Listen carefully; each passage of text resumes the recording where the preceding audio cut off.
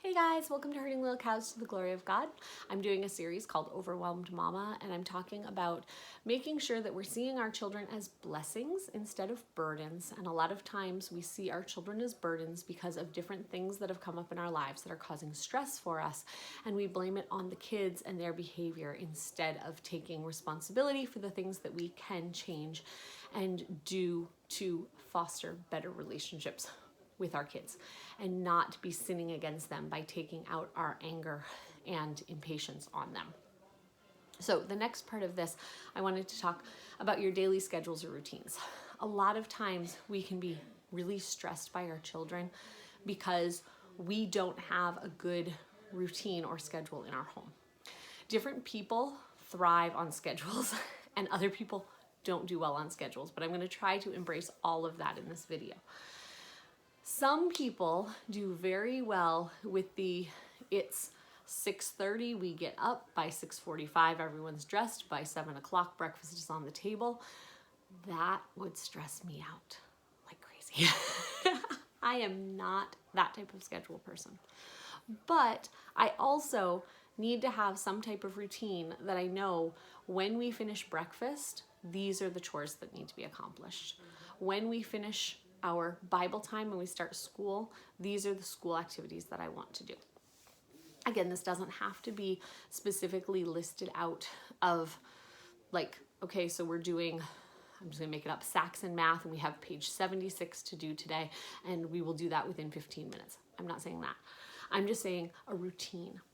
Kids thrive on routine, not schedules. If a schedule works for your family, by all means, go ahead and do that.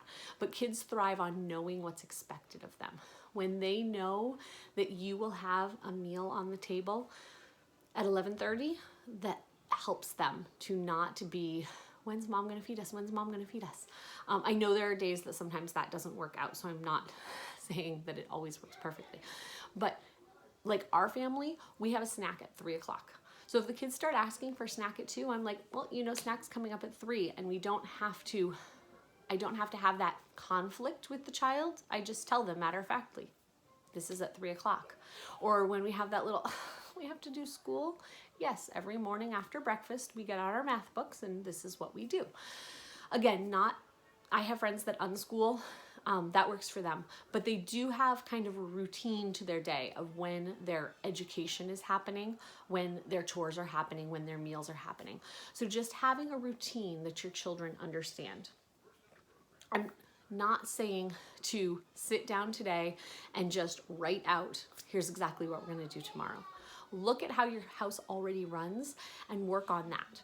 Work on some points during the day that you know are going to happen. Like for us, breakfast, lunch, and supper are pretty scheduled. There are days that I might not get supper on the table till 5:45 because something came up, but we generally eat at 5 or 5:15. So I make things happen around that. So after our meal, our kids go to bed fairly early around here. So after supper, I go and start getting little ones in their pajamas. But if I know that dinner's not getting on the table till 5:45 because I slipped up and forgot to put it in the bread in the bread machine, or I forgot to put the Instant Pot on, whatever it is, I'll start doing the bedtime routine, like putting pajamas on and stuff before supper so that it's not the rush after supper.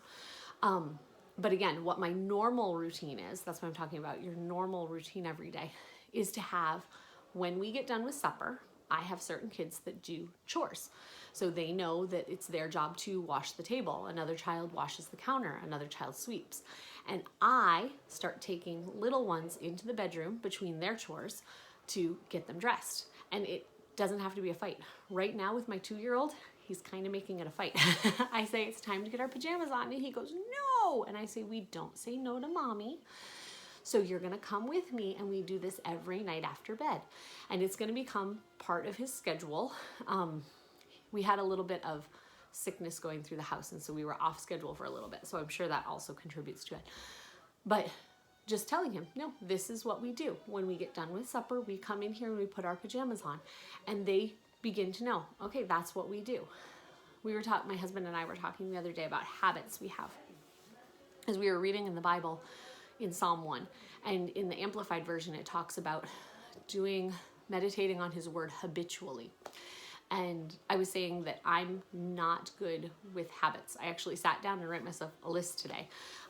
Being pregnant, I should be taking my prenatal vitamins and stuff, and I forget about those things because it's not a good habit. And so I want to instill good habits in my children. And so there's certain things that, we might want to have done every day. Like I would like my children to make their beds. Bed making is not a biblical characteristic or anything like that. It's just something I want my kids to get in the habit of. We take care of our space in the morning. And because my kids' space is their bed and there's not a whole lot else for them to have claim over, I have them make their bed. It's not, again, a sinful thing if you don't have your kids make their bed. But they know that when they wake up in the morning, their jobs are to get dressed and to make their bed. They each have a couple other little chores, but it's a habit. So when we get up in the morning, we're not sitting around in our pajamas all day. Again, if your family sits in their pajamas and that works for you, that's great. But for our family, I like us to be up and dressed because then we can go outside when we want to. We can get in the car when we want to. But I'm sure there's things in your family that you would like. If somebody stopped by, I would want to make sure my kids had already brushed their teeth, made their bed, gotten dressed, fed the dog, whatever those things are. Creating good habits for our kids. And one of those ways is to create routines. When your kids know that it's expected, it just becomes part of the, nope, we will have snack at 3 o'clock. We're not going to fight about it anymore. And it also allows me to correct the children easier because there's not this gray area of, but I don't want to get my pajamas on and you don't make me every day. Yes, every day we put our pajamas on and we do it after supper. Again, there might be times that doesn't work. My head cover's slipping. Like I said, we just went through sickness, so we had a couple days where there were certain kids in their pajamas all day long, and it was an exception to the rule. But yeah, having habits. Part of our habits here in our house are doing our Bible time after breakfast in the morning. We get up, we do some chores, we eat our breakfast, and then we sit down and do Bible as a family. Actually, we do a walk on the TV first, like on the computer. We do a exercise program, and then we sit down and do our Bible. And then when Bible's over, someone is getting lunch ready. That's either me or my daughter, and the others are doing some schoolwork. And it's just, that's what we do. It's not a fight all the time. So that's the thing. Look at what's going on in your house already. See what things you find most important and try to work on 1 or 2 a week to get very established before you try to get everything else going.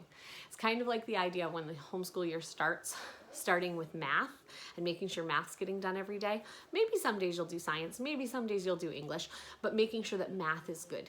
And then when you're in a good habit of that, getting the next one started. So find something that you can do, pin it to something that's already happening in your day. Maybe you have a phone call with grandma every day at 4 o'clock. Before that, we're going to do a cleanup. Or we have our meals. And so 10 minutes before the meal, I tell everyone, hey, stop. We're going to pick up the house, get things a little cleaner. Maybe it's every day at 6 o'clock, we do a laundry folding party. I don't know what's going to be for you, but finding things that will help your house run more smoothly, that are put into a routine or schedule so your kids know that it's there.